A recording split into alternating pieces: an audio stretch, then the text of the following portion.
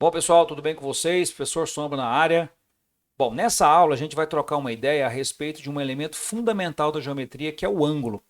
Espero que você goste e se você gostar, faz aquele procedimento padrão, né? Se inscreve no canal, dá um like no vídeo para ajudar o canal a crescer, tá bom? Um grande abraço a vocês e bora pro vídeo. Vamos lá. Bom, pessoal, então vamos iniciar nosso estudo de ângulos. Bom, inicialmente, vamos falar sobre a definição e os principais elementos de um ângulo. Então observe o seguinte, ó.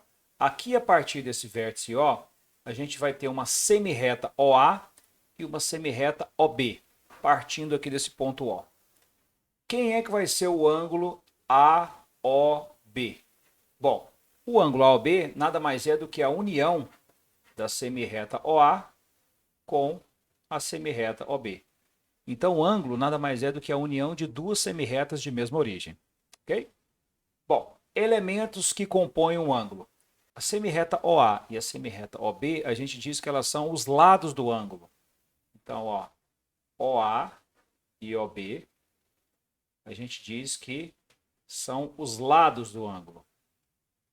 O ponto O é o vértice desse ângulo. Ok? Bom, essa abertura do ângulo aqui, que a gente chamou de alfa, essa é a medida do ângulo. Então, a medida do ângulo AOB, a medida do ângulo AOB é aquele alfa ali, ó. Ok? Por falar nisso, a gente mede ângulos usando qual unidade? Bom, a unidade de medida para ângulo é o grau. E aqui está um aparelho que a gente usa, né, para medir ângulos, chamado transferidor. E a unidade que está sendo utilizada aqui no transferidor é o grau. E como é que a gente faz para obter um grau? Muito simples. Quando a gente pega uma circunferência e divide essa circunferência em 360 partes iguais, cada uma dessas partes vai ser um grau. Então a gente pode chamar um grau da seguinte maneira: um grau, que é a bolinha aqui, né? É 1 sobre 360 da circunferência. Essa é a definição de um grau. 1 sobre 360 da circunferência. Bom, se a gente quiser medir um ângulo bem pequenininho, a gente pode utilizar o que a gente chama de submúltiplos do grau. Se a gente pega um grau e divide em 60 partes iguais, a gente tem o que a gente chama de minuto. Daí a gente consegue entender que um grau ele equivale a 60 minutos. O símbolozinho é o... Se a gente quiser medir um ângulo menor ainda, a gente pode dividir um minuto em 60 partes. Aí a gente tem que um minuto equivale a 60 segundos. Ok? Beleza. Como é que a gente pode classificar os ângulos? A gente pode classificar os ângulos segundo alguns critérios, e um deles é quanto à posição. Então, olha só. Imagine nessa situação aqui os seguintes ângulos: o ângulo AOB, ó, o ângulo AOB e o ângulo AOC. E o ângulo AOC. Ó, o ângulo AOB e o ângulo AOC, como destacados aqui. Seguinte, o ângulo AOB, quais são os lados do ângulo AOB? Os lados do ângulo AOB são OA e OB. Claramente a gente consegue perceber isso, né? Os lados do ângulo AOC vão ser OA e OC. Nessa situação, perceba que o ângulo AOB e o ângulo AOC eles possuem o mesmo vértice e tem um lado em comum. E esse lado comum é o lado OA. Então, ó, o lado OA é comum aos dois ângulos. Quando a gente tem um par de ângulos que tem o mesmo vértice e um lado comum, a gente diz que esses ângulos são consecutivos. Então, nesse caso, AOB, AOB e AOC, eles são ditos consecutivos. Eles são consecutivos. Ok? Beleza. Bom, vamos destacar agora um outro par de ângulos para a gente poder fixar direitinho essa ideia. Agora vamos destacar o ângulo AOC, o ângulo AOC e o ângulo BOC. Então, como mostra na figura aí, ó, o ângulo AOC, que é o ângulo maior, né? E o ângulo BOC. Ó. O AOC é esse aqui, o BOC é esse aqui, ok? Bom, esses dois ângulos, eles têm o mesmo vértice, que é o vértice O. Agora, olha o ângulo AOC. Olha os lados do ângulo AOC. OA é um lado, OC é um outro lado. Agora vamos olhar para o ângulo BOC. OB é um lado e OC é um outro lado. Então perceba que nessa situação aqui, esse lado OC é um lado comum. Ou seja, o lado OC é lado dos dois ângulos. Ele é um lado comum. Bom, se ele é um lado comum e esses dois ângulos têm o mesmo vértice, a gente tem exatamente o mesmo caso anterior. A gente diz que o ângulo AOC e o ângulo BOC, eles são consecutivos. Então está bem claro que dois ângulos serão consecutivos quando ele tem o mesmo vértice e um lado comum. Ok. Mais um exemplozinho.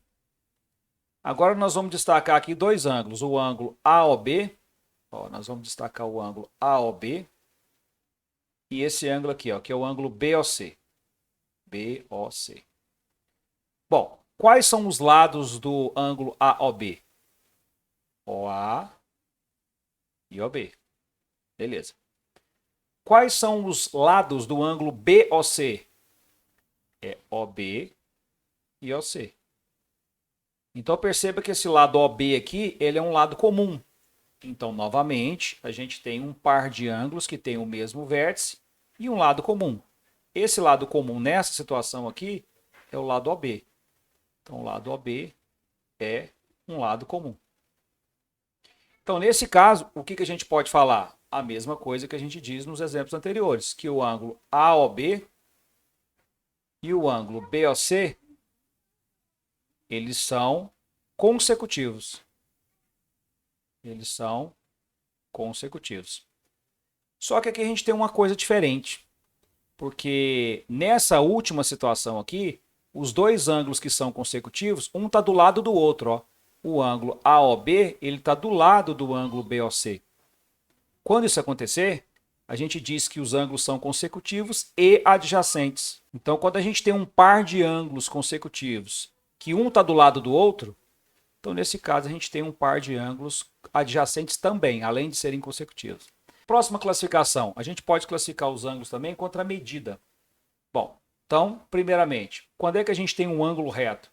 Perceba que esse ângulo alfa aqui é um ângulo reto, porque a medida dele é 90 graus. Então, o ângulo reto é aquele ângulo que tem medida 90 graus. Ângulo agudo. Olha o ângulo alfa aqui no caso. Ó. O nosso ângulo alfa aqui em cima, a medida dele é 90. Esse nosso ângulo alfa aqui, claramente pelo desenho, você percebe que a medida dele é menor do que 90, né? Então, toda vez que a gente tem um ângulo cuja medida é menor que 90, a gente tem um ângulo agudo. Próximo ângulozinho. Perceba agora você que a medida desse ângulo aqui, ó, é um ângulo que a gente diz que é um ângulo de meia volta, certo? A medida desse ângulo é 180 graus. E a gente chama esse ângulo de ângulo raso. Então, o ângulo raso é um ângulo que mede 180 graus. Perceba você que se a gente continuasse aqui, né? Continuasse fazendo aqui, a gente descreveria uma circunferência completa, né? E aí, uma circunferência completa, então, tem 360 graus, ok? O último tipo de ângulo que a gente tem é um ângulo obtuso. Perceba você que esse ângulo alfa aqui, ó, ele é um ângulo que está maior do que 90, a medida dele, tá vendo? Ó? A medida desse ângulo é maior que 90, só que ele é menor do que 180. Então, a gente diz que um ângulo é obtuso quando a medida dele variar entre 90 e 180. Beleza? Ok. Podemos classificar também os ângulos quanto à soma. Então, primeiramente, a gente pode ter um par de ângulos complementares. Quando é que a gente tem um par de ângulos complementares? A gente tem um par de ângulos complementares quando esses ângulos somam 90 graus. Então, nesse caso aqui, perceba aqui, ó, olha o alfa aqui, olha o beta aqui, os dois juntos, ó, eles dão exatamente 90 graus. Então, nesse caso, ó, alfa mais beta, 90 graus. O que o alfa e o beta são, então? Eles são ângulos complementares. Então, ângulos complementares são aqueles que somam 90 graus. Ok? ângulos suplementares. O que são ângulos suplementares? Ó, nessa situação, perceba que o alfa mais o beta, juntos, eles vão dar esse ângulozinho aqui, que a gente definiu como sendo um ângulo raso, né? Então, quando é que a gente tem um par de ângulos suplementares? Um par de ângulos são suplementares quando a soma deles dá 180 graus, ou seja, a soma deles dá um ângulo raso, né? Então, quando eles somam 180 graus. Isso seria um par de ângulos suplementares. O que são ângulos opostos pelo vértice? Bom, imagine que a gente tem aqui agora duas retas, ó, uma reta R e uma reta S. E nós vamos dizer que essas duas retas se interceptam nesse ponto O aqui. Ó. Bom, o fato dessas duas retas se interceptarem nesse ponto O faz aparecer aqui dois pares de ângulos que a gente chama de opostos pelo vértice. Então, por exemplo, se a gente olhar à direita do vértice, a gente vai ter o ângulo AOB. O ângulo AOB. Se a gente olha à esquerda do vértice, a gente vai ter o ângulo COD. COD. Ó, o ângulo AOB e o ângulo COD, eles estão em lados alternados, né, em lados opostos em relação ao vértice. Então, eles são chamados de ângulos opostos pelo vértice. Então, AOB e COD, a gente diz que eles são OPV. OPV significa opostos pelo vértice, tá? De maneira resumida. Porém, não é só esse parzinho de ângulos que a gente tem ali não, né? A gente tem, por exemplo, esse aqui, ó. Esse ângulo aqui de cima seria acima, né, do vértice, seria o ângulo AOD. O ângulo AOD. E abaixo do vértice a gente tem o ângulo BOC. BOC. Olha, o ângulo AOD e o ângulo BOC, eles estão em lados opostos em relação ao vértice. Então, AOD e BOC, eles também são chamados de ângulos opostos pelo vértice. Ok? Agora, além da gente interpretar, a gente verificar, conseguir visualizar quais são os ângulos opostos pelo vértice, a gente tem que saber a propriedadezinha que envolve esses ângulos opostos pelo vértice. O que acontece com um par de ângulos opostos pelo vértice? Eles sempre são congruentes. Então, ângulos opostos pelo vértice, ângulos opostos pelo vértice, eles sempre são congruentes. Agora, pessoal, o que significa essa palavra congruentes? Congruente significa mesma medida. Então, se a gente tem um par de ângulos opostos pelo vértice, eles vão ter a mesma medida. Então, normalmente a gente indica assim, ó, a gente faz a mesma marquinha aqui, ó. Esse ângulo tem a mesma medida desse. Então, a gente coloca a mesma marquinha neles. Do mesmo jeito que esse ângulo aqui tem a mesma medida desse. Então, a gente coloca a mesma marquinha neles. Ok? Por falar em mesma medida, bissetriz. O que seria uma bissetriz? Bom, observe que a gente tem aqui o ângulo AOB. E aí, a gente vai, a partir do vértice O, a gente vai estabelecer essa semirreta aqui, ó, OX.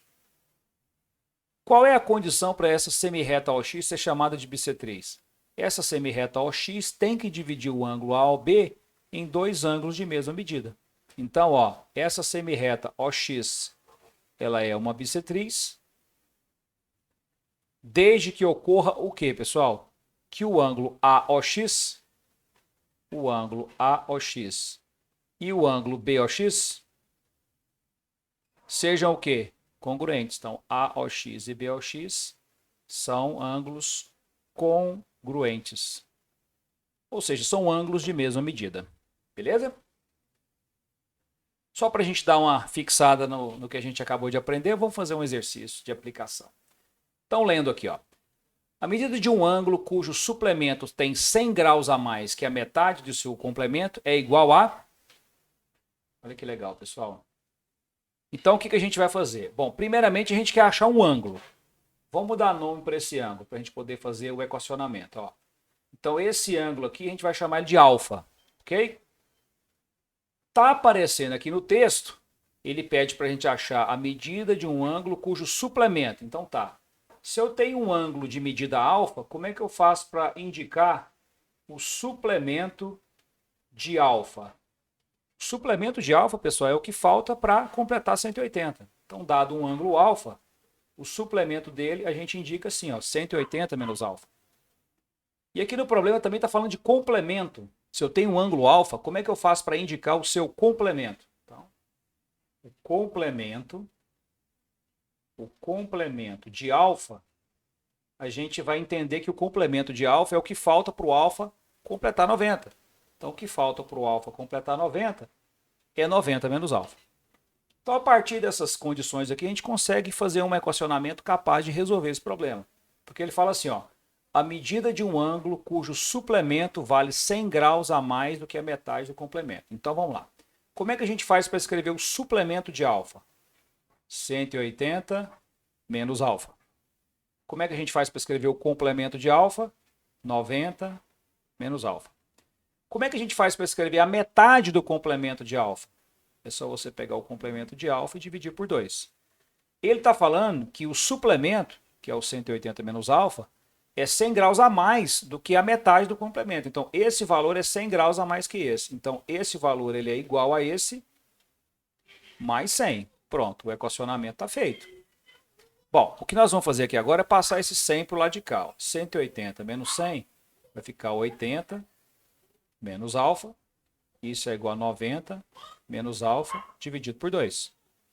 Vamos passar esse 2 para cá multiplicando. Vai ficar 160 menos 2 alfa. Isso é igual a 90 menos alfa.